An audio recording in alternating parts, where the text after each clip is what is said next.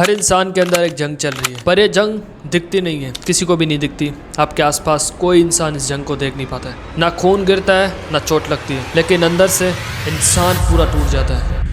थोड़ा सा आप अपनी ज़िंदगी पे नज़र डालो। अगर आप एक काम शुरू करते हो लेकिन 2 दिन बाद कंसिस्टेंसी छोड़ देते हो, अगर आप डिसिप्लिन तो रहना चाहते हो लेकिन हर चीज़ लास्ट मोमेंट पर करते हो, अगर आपका फोकस इतना गिरा हुआ है कि एक मोबाइल का नोटिफिकेशन और ओवर थिंकिंग आपको ग्रो करने नहीं देती, और अगर आपके रिलेशनशिप चाहे फैमिली के साथ हो चाहे दोस्तों के साथ हो बार बार मिसअंडरस्टैंडिंग और फाइट से डिस्ट्रॉय हो जाते हैं, तो असली प्रॉब्लम आपकी विल पावर या कैरेक्टर की नहीं है। असल प्रॉब्लम है आपके मेंटल हेल्थ की। मेंटल हेल्थ ये वो इनविजिबल फाउंडेशन है जो आपकी कंप्लीट लाइफ चलाता है। अगर फाउंडेशन स्ट्रांग होती है तो लाइफ काफ़ी इजीली चलती है। आप अपने काम टाइम पे करते हो, आप स्ट्रेस को हैंडल करते हो और आपके रिलेशनशिप काफ़ी स्मूथ चल रहे होते हैं। लेकिन अगर फाउंडेशन ही स्ट्रांग ना हो तो छोटी सी छोटी चीज़ें भी आपको बहुत बड़ी लगने लग जाती हैं और आप अपनी पोटेंशियल तक, जो आपकी रियल पोटेंशियल होती है ना, आप कभी उस तक पहुंच ही नहीं पाते हो। साइकोलॉजी में मेंटल हेल्थ को डिफाइन किया जाता है इन 3 चीज़ों से, आपके थॉट्स, आपके बिहेवियर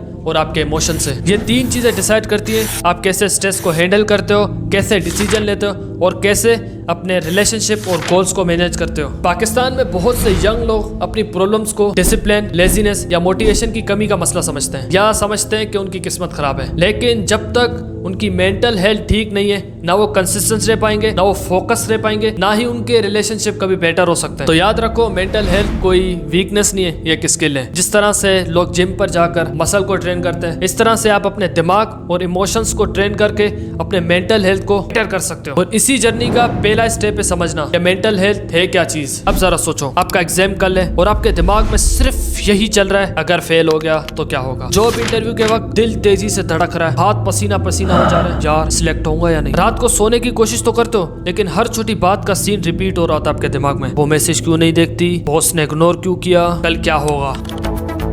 ये सिर्फ आपके साथ नहीं होता, ये तीनों चीजें हर एक इंसान के साथ होती है। स्ट्रेस, एंजाइटी और ओवर थिंकिंग। स्ट्रेस असल में आपकी बॉडी का अलार्म सिस्टम है। जब भी आपको लगता है कि कोई चैलेंजिंग काम है या खतरा सामने, जैसे एग्जाम, जॉब का प्रेशर या घर की जिम्मेदारी, तो आपका ब्रेन एक हार्मोन रिलीज करता है जिसे कहते हैं कोर्टिसोल। थोड़ा स्ट्रेस नॉर्मल होता है, ये आपको मोटिवेट करता है हार्ड से हार्ड काम करने के लिए। लेकिन जब स्ट्रेस बार बार और छोटी छोटी चीजों पे होने लगे तो ये आपके दिमाग को थका देता है और आपकी बॉडी को भी। एंजाइटी असल में स्ट्रेस का बड़ा भाई है। मतलब डेंजर रियल हो या ना हो, आपका ब्रेन बार अलार्म बजाता है, आपकी सांस फूलने लग जाती है, दिल तेजी से धड़कता है, आप हर वक्त डर या घबराहट फील करते हो, नींद खराब होती है आपकी बार। ये सब एंजाइटी के साइन है। फॉर एग्जांपल, आपकी क्लास का टॉपर पूरा साल बेस्ट परफॉर्मेंस दे रहा हो, लेकिन जिस दिन एग्जाम हो, हॉल में जाते ही उसका दिमाग ब्लैंक हो जाए, मतलब वो कुछ लिख ही ना पाए। क्यों? क्योंकि एंजाइटी उसके दिमाग को हाईजैक कर चुकी होती है उस वक्त।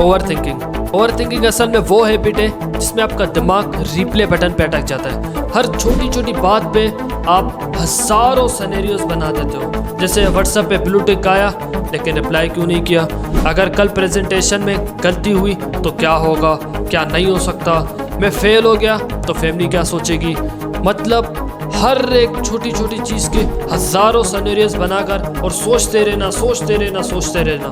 ओवर थिंकिंग दिखने में काफ़ी हार्मलेस लगती है, ऐसा लगता है कि यार इससे ज़्यादा नुकसान नहीं होगा, लेकिन ये आपकी एनर्जी भी वेस्ट करती है और आपको कोई भी एक्शन लेने से ना रोक रही होती है। और हमारे यहाँ स्ट्रेस, एंजाइटी और ओवर थिंकिंग को लोग हिम्मत करो सब ठीक हो जाएगा कहकर छोड़ देते हैं हाल पर हमारे। और इन प्रॉब्लम्स को अगर आपने ठीक से सोल्व नहीं किया ना, तो ना आप कभी डिसिप्लिन रह पाओगे, ना कभी आप फोकस से कोई एक काम कर पाओगे और आप हमेशा लेजीनेस का शिकार रहते रहोगे। अब रियल क्वेश्चन ये, अगर एंजाइटी, स्ट्रेस और ओवर थिंकिंग सबको होती है तो ये आती कहाँ से? नंबर 2 है लाइफस्टाइल फैक्टर। हाँ, हमारे लाइफस्टाइल भी हमारे दिमाग को कमज़ोर करता है, जैसे रात को देर तक स्क्रॉलिंग करते रहना, फिर सुबह जल्दी जॉब पर जाना, ठीक है, नींद कहाँ गई, जंक फूड खाना, ठीक है, कुछ भी ख़राब खा लेना, कुछ भी बाहर का खा लेना, ठीक है। सेकंड, यहाँ पर भी लाइफस्टाइल में आता है। और थर्ड है सोशल मीडिया का इतना यूज़ करते रहना और वहाँ पर लोगों को देखते रहना कि वो अपने कोई स्पेशल, ठीक है,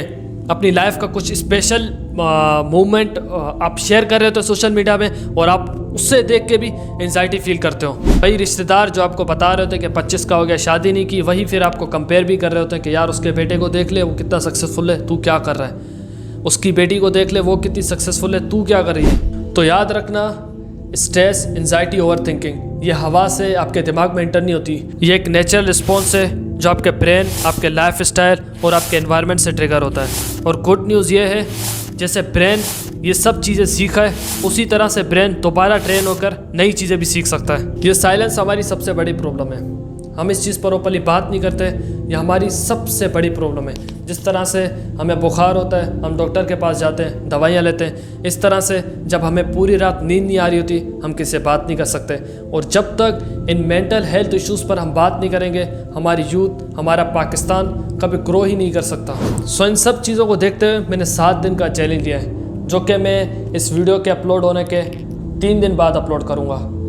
वो एक स्ट्रिक्ट डेली रूटीन होगी जिसमें मैं मेंटल हेल्थ को कैसे इम्प्रूव कर सकते हैं, ठीक है, उस रूटीन के ज़रिए मैं आपको बताऊंगा। सो मिलते हैं 3 दिन बाद।